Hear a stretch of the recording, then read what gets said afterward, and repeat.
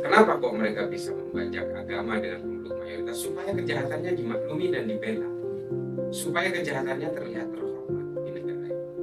Kalau ditanya, kamu warga negara mana? Orang-orang yang ada di Afrika, orang-orang yang mengabdi kepada kemanusiaan, yang nyuapin orang kelaparan tiap hari di Afrika, belum tentu juga punya agama, tapi moral itu menjadi penting.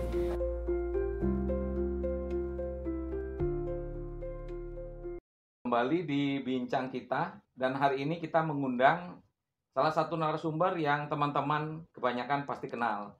Karena di kancah nasional itu hanya sedikit orang Madura yang terkenal ya. Di antaranya itu Prof. Mahfud MD. Nah, ini yang kedua, the one and only, Cak Islah Warawi. Terima kasih sudah diundang. Mudah-mudahan bisa menjadi manfaat.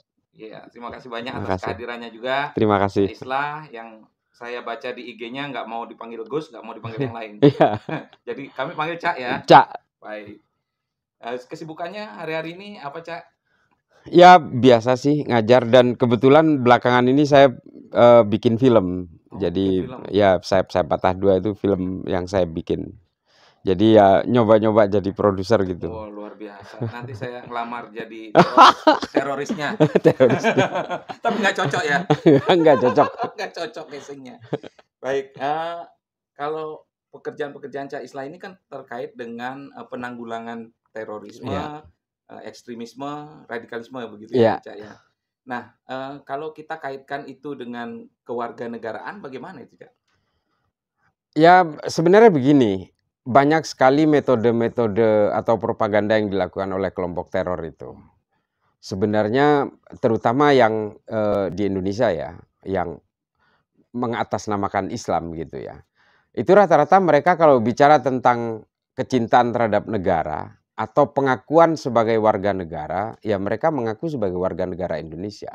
Dan bahkan ada beberapa ideolog yang dengan bangganya kadang-kadang dia membanggakan merah putih gitu.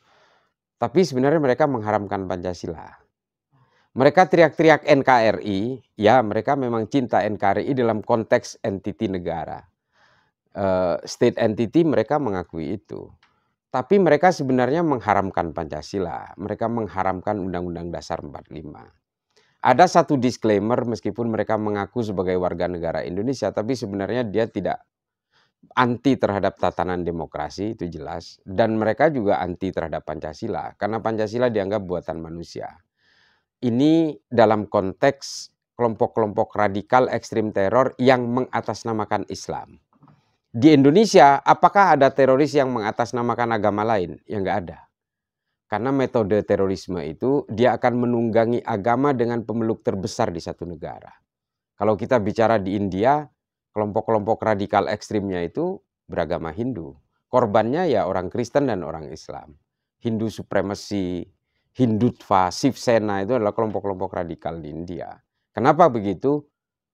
Ya karena di India itu kelompok mayoritasnya beragama Hindu. Jadi dia membajak agama Hindu.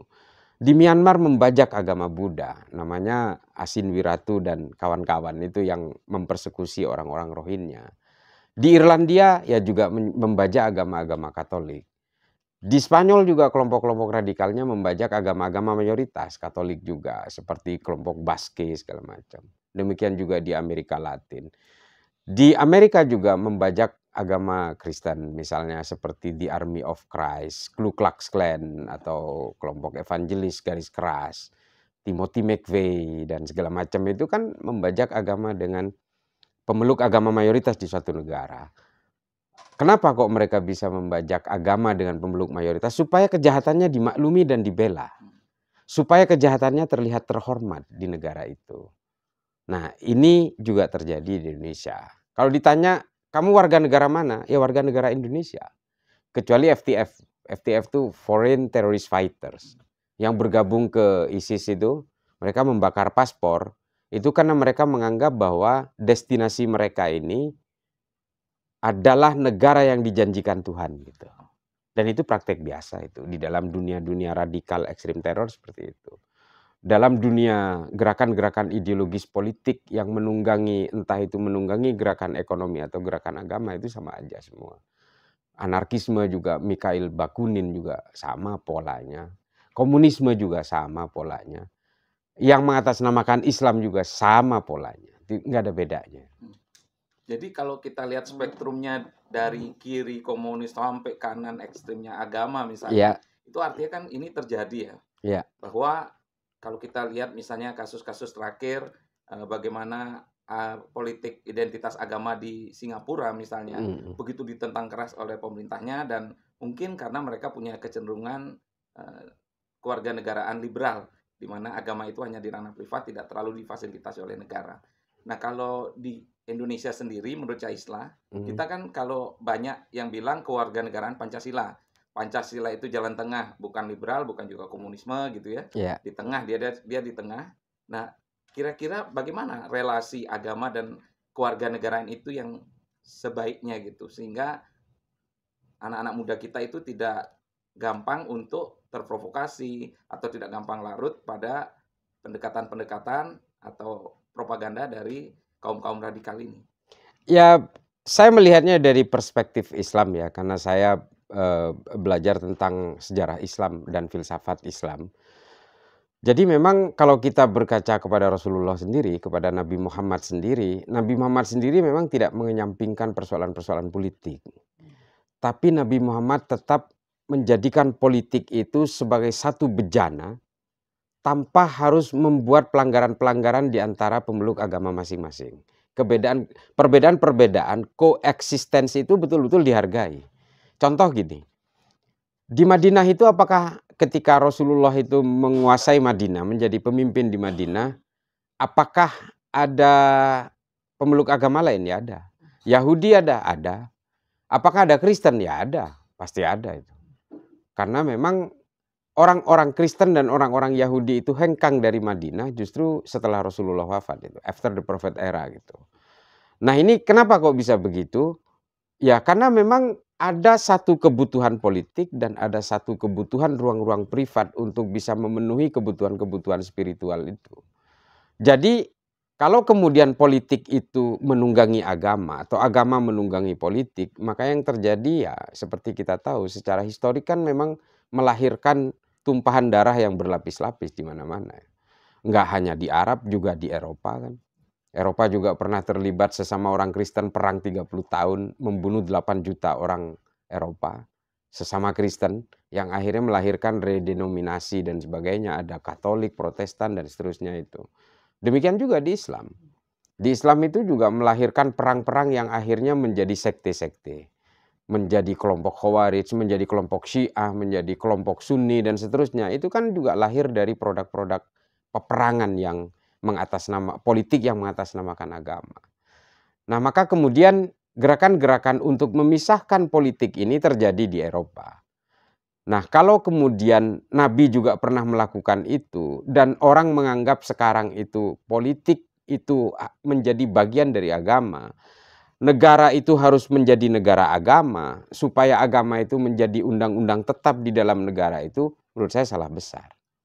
Karena tidak mencerminkan dari sejarah kenabian yang ada di dalam Islam. Demikian juga dengan sejarah kenabian dari agama-agama lain. Sejarah-sejarah kitab suci yang ada di dalam kitab suci masing-masing setiap agama tidak membuat satu kesatuan antara politik dan agama itu. Ini soheh ini. Di Islam sendiri memang banyak sekali ayat-ayat yang mungkin kita semua tahu, misalnya bagaimana memposisikan orang-orang Kristen, orang Yahudi dan sebagainya. Tapi itu dalam konteks pembangkangan terhadap negara. Makanya Nabi itu betul-betul sangat menghargai penghormatan terhadap negara, menghargai pembelaan terhadap negara. Saya sering cerita gini Mas, banyak sih saya sering ceritakan bagaimana sebuah perang di Uhud. Ini kan perang yang ikonik sekali di dalam sejarah Islam. Uhud itu di mana Pak? Uhud itu di Madinah. Oh. Itu perang Uhud itu adalah perang antara orang-orang Madinah di bawah pimpinan Nabi Muhammad dengan agresor yang datang dari Mekah. Salah satu korbannya itu orang Yahudi, namanya Mukhairik ibnu Ta'labah itu. Artinya perang di zaman Nabi pun itu sebenarnya bukan perang agama, tapi perang membela negara. Makanya ada orang Yahudi yang ikut berperang. Kalau perang agama nggak mungkin orang Yahudi ikut berperang bersama Nabi. Nah, ini adalah contoh bagaimana Nabi itu menumbuh kembangkan bela negara. Menumbuh kembangkan pride and dignity sebagai warga negara. Nah, ini dibangun gitu. Nah, posisi agama di mana di situ? Ya, agama tetap menjadi satu bagian dari enklav-enklav kecil atau personal-personal kecil di luar konteks berpolitik secara kolektif di dalam satu negara. Ini yang harus kita pahami di Indonesia. Posisinya di mana? Ya, ketika saya sholat, saya harus wudhu dulu. Ketika sholat, saya mengikuti aturan-aturan sholat. Ketika ngaji, saya harus pakai tajwid dan sebagainya. Tapi ketika kita keluar dari rumah, berkendara, nemu lampu merah, ya kita harus berhenti. Karena kalau kita memaksa lewat, ya kita tabrakan dengan yang lain. Dan itu aturan negara. Apakah di agama ada? Nggak ada. Nggak ada. Aturan lalu lintas nggak ada. Paling aturan-aturan baku yang mengatakan kita harus tertib. Kita harus berakhlak. Kita harus memberikan rahmat kepada yang lain. Tapi secara detail kan aturan negara yang memberikan itu. Nah, ini adalah bagaimana kita memposisikan ketika kita menjadi orang yang beragama, kapan kita menjadi sebagai warga negara di dalam satu negara. Ada dua hal yang kita harus berdiri berjalan seiring.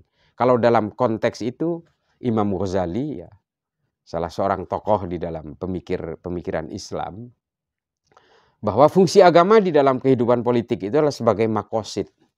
Makosid itu syariah. Makosid itu adalah pengawal, sebagai alat kontrol saja. Nah, ini penting nih. Makanya apakah kemudian kehidupan di dalam satu negara ini agama harus mengalah? Ya nggak harus mengalah juga, tapi sebagai alat kontrol moral. Sebagai alat kontrol moral dari setiap warga negara yang ada di Indonesia. Jadi posisinya agama justru harusnya sebagai kontrol moral. Ya, sebagai pengawal. Pengawal. Ya memang seharusnya kan setiap pejabat kita, setiap warga negara kita ini kan pasti beragama gitu ya, Cak ya. Sehingga seharusnya masing-masing punya moralitas gitu ya. Meskipun nggak pasti sih sebenarnya. Ya, meskipun nggak pasti, ada yang nggak beragama juga gitu ya. Tapi intinya sih sebenarnya adalah moral itu menjadi penting di dalam kehidupan warga negara kita. Moral itu juga tidak terlalu merujuk kepada agama sebenarnya. Orang-orang yang ada di Afrika, orang-orang yang mengabdi kepada kemanusiaan, yang nyuapin orang kelaparan tiap hari di Afrika, belum tentu juga punya agama. Tapi moral itu menjadi penting. Tapi kenapa kemudian agama ini melekat kepada moral? Karena semua agama itu memiliki kandungan arahan, petunjuk, jukrah, juknis, juklaknya itu ya di agama itu komplit tentang moral itu. Gitu. Maka menjadi penting agama itu menjadi makosidnya gitu.